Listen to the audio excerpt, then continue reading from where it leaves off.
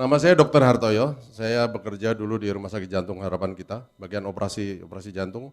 Dan sekarang saya bekerja di Rumah Sakit Mitra Keluarga Bekasi sebagai dokter anestesi. Proargi. Proargi adalah arginin. Dalam siklusnya arginin kemudian dipecah menjadi citrulline dan di situ memproduksi NO, nitric oxide. Nitric oxide ini sangat populer sekali sekarang di dunia critical care. Ya, sedang banyak dibicarakan dan itu sangat populer. Efeknya banyak sekali. Dulu pertama kali 25 tahun yang lalu saya sudah menggunakan nitric oxide. Tapi nitric oxide-nya itu diberikan dengan alat ventilator atau mesin napas. Digunakan pada bayi yang aspirasi mekonium, yang tersedak kotoran bayi yang keluar ke dalam ketuban yang hijau itu biasanya paru-paru tidak bisa berfungsi. Digunakan nitric oxide. Kemudian digunakan untuk yang namanya PPHN, persistent pulmonal hypertension, yang tidak bisa diobati dengan mesin napas yang biasa. Karena terjadi hipertensi paru. Obatnya adalah nitric oxide.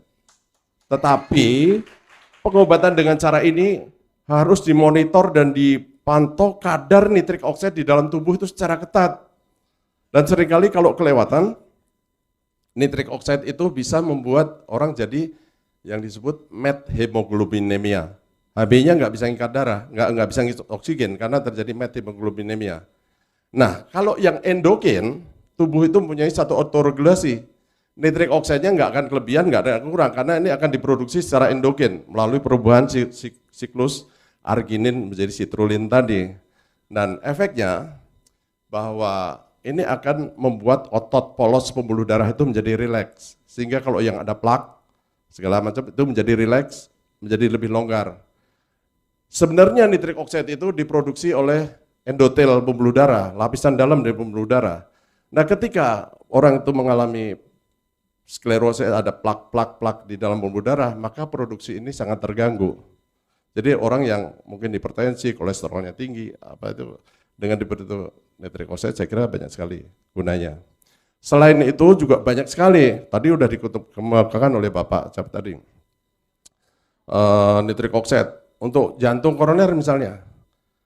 Kalau orang jantung koroner kalau lagi serangan jantung, angina pectoris itu minum pil yang taruh di bawah lidah, nitrogliserin atau isosorbit dinitrat.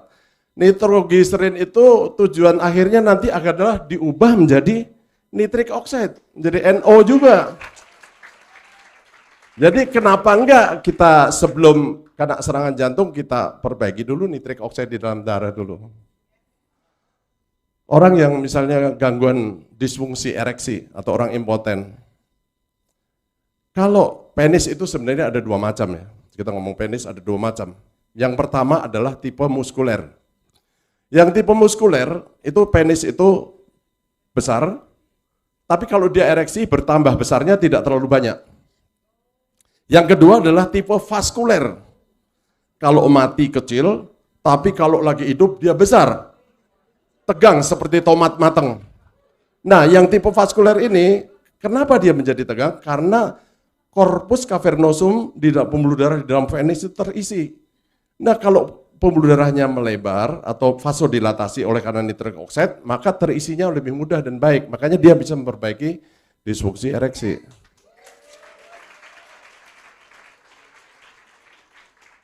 Untuk otak saraf, nitric oxide adalah suatu neurotransmitter.